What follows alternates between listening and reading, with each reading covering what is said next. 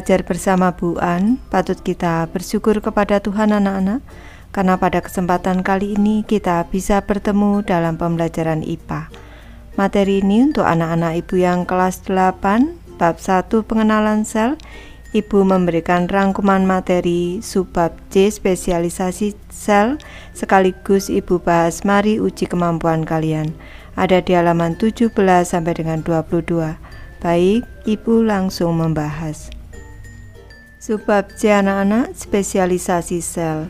Pembahasan ke-1, uniseluler dan multiseluler. Manusia dan kebanyakan hewan dan tumbuhan tersusun dari banyak sel atau multiseluler. Multi berarti banyak dan seluler berarti yang terdiri dari sel. Gabungan-gabungan sel tersebut membentuk suatu formasi. Organisme yang hanya memiliki satu sel seperti bakteri disebut organisme uniseluler, yang hanya membutuhkan satu sel saja untuk menjalankan seluruh aktivitas hidupnya. Materi A. Uniseluler anak-anak. Contoh organisme uniseluler selain bakteri adalah protista. Beberapa bakteri dapat berguna untuk kehidupan manusia, tetapi banyak juga yang justru menimbulkan penyakit. Protista biasanya dapat ditemukan di beberapa sampel air sungai. Protista tidak termasuk ke dalam hewan atau tumbuhan, ia memiliki kerajaan sendiri.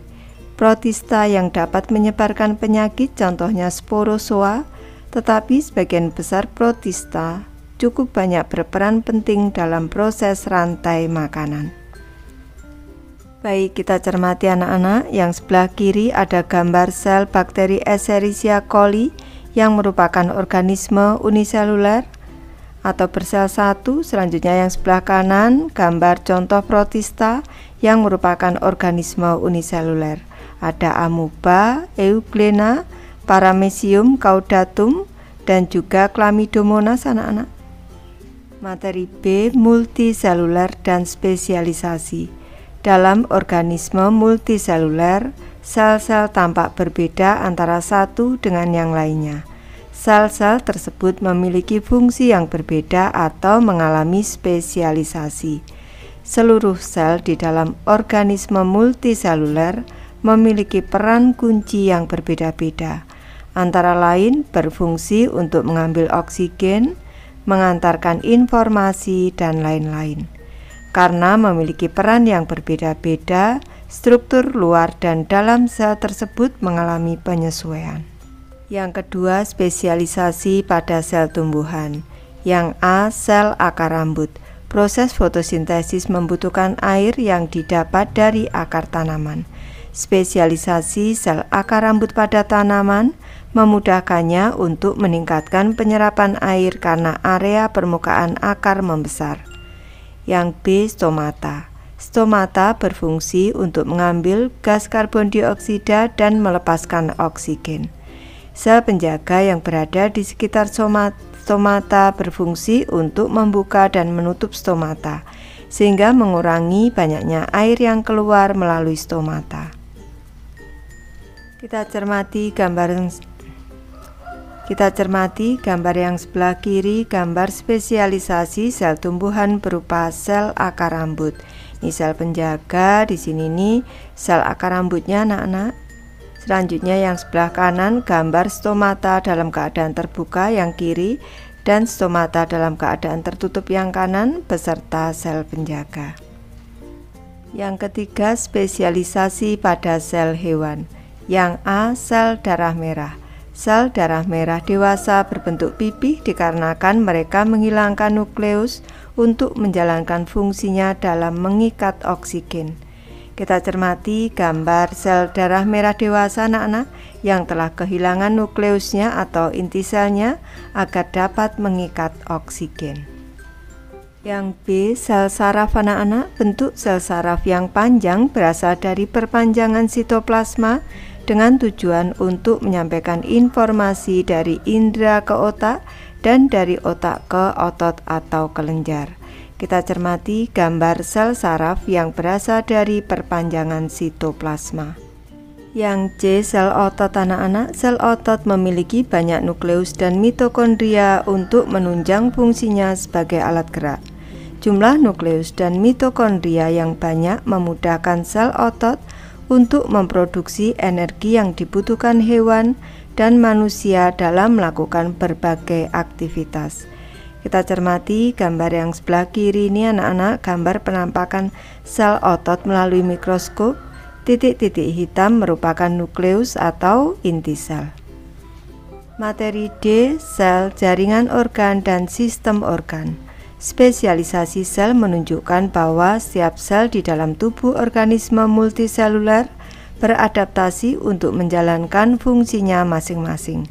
Sel-sel yang memiliki karakter dan fungsi sejenis saling bekerja sama membentuk jaringan.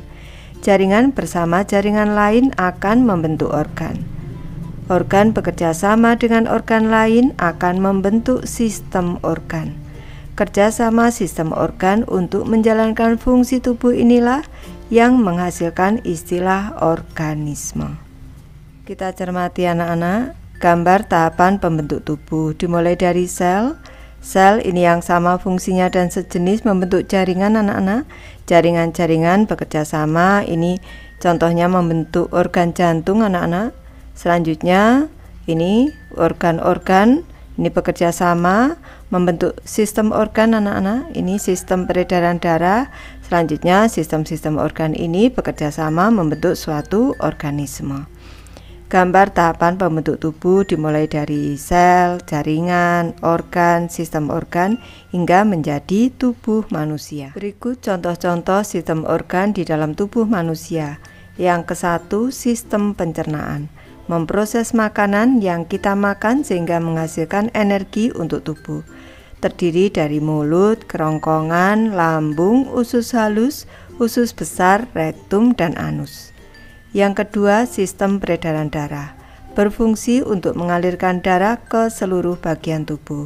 Terdiri dari jantung, pembuluh darah, dan sel darah. Yang ketiga, sistem pernapasan. Berfungsi untuk mengalirkan oksigen dan membuang karbon dioksida melalui pembuluh darah. Terdiri dari hidung, tenggorokan, paru-paru, dan diafragma. Yang keempat, sistem gerak. Berfungsi untuk menggerakkan tubuh dan melindungi organ-organ penting di dalam tubuh. Terdiri dari otot dan tulang. Yang kelima, sistem ekskresi. Berfungsi untuk membuang sisa-sisa metabolisme tubuh berupa keringat atau urin. Terdiri dari ginjal, paru-paru, hati, dan kulit. Lanjut ke materi mari uji kemampuan kalian anak-anak. Ada 3 soal, Ibu bahas satu persatu. Ibu mulai dari soal ke-1 anak-anak, bandingkan dengan cara mengurutkan dari yang terbesar sampai dengan yang terkecil. Organ, sistem organ, sel, jaringan, organisme. Baik, Ibu memberi alternatif jawaban urutan dari yang terbesar sampai dengan yang terkecil, yaitu organisme, sistem organ, organ, jaringan, sel. Soal yang kedua anak-anak, sel terdiri dari organel, begitu pula dengan sistem tubuh manusia yang terdiri dari organ. Bandingkanlah persamaan dan perbedaan organel pada sel dan organ pada tubuh manusia dalam sebuah daftar berikut penjelasan lengkapmu. Baik, Ibu memberi alternatif jawaban, persamaan dan perbedaan organel pada sel dan organ pada tubuh manusia. Organel ada bagiannya yaitu nukleus, kalau organ pada tubuh manusia otak. Persamaannya mengatur aktivitas sel, perbedaannya otak jauh lebih kompleks dibandingkan nukleus. Selanjutnya, organel membran sel, organ tubuh pada manusia, kulit. Persamaannya adalah batas luar tubuh manusia dan batas luar sel. Perbedaannya, kulit lebih kompleks dibandingkan membran sel.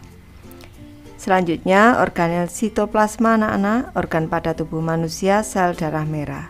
Persamaannya, tempat terjadinya reaksi kimia dalam tubuh. Perbedaannya, sel darah merah juga bertugas mengantarkan oksigen dan sari-sari makanan ke seluruh anggota tubuh. Pertanyaan ketiga, terdapat kelebihan dan kekurangan ketika suatu sel mengalami spesialisasi dalam menjalankan fungsinya. Soal A, buatlah daftar kelebihan dan kekurangan ketika suatu sel mengalami spesialisasi.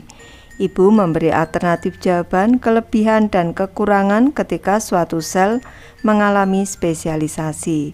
Kelebihannya lebih fokus dalam menjalankan fungsinya.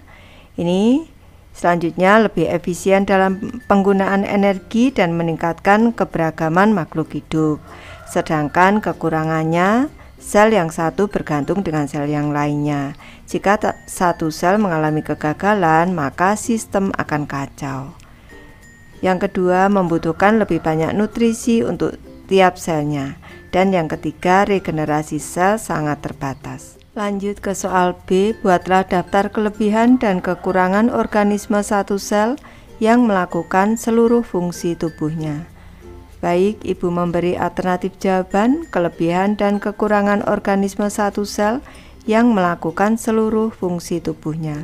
Kelebihannya lebih cepat bereproduksi, tidak membutuhkan banyak nutrisi, dan karena ukurannya yang kecil, energi yang dibutuhkan tidak banyak. Kekurangannya, umur organisme lebih singkat, tidak bisa bertambah besar seperti organisme multiseluler, dan satu sel menjalankan semua fungsi kehidupan. Soal C, evaluasilah apakah dengan hanya memiliki satu sel lebih baik dibandingkan memiliki banyak sel yang terspesialisasi. Ibu memberi alternatif jawaban. Hanya dengan memiliki satu sel tidak lebih baik dibandingkan memiliki banyak sel yang terspesialisasi, karena memiliki hanya satu sel berarti tidak efisien dalam menjalankan tugas, berumur lebih pendek, dan tidak memiliki keragaman.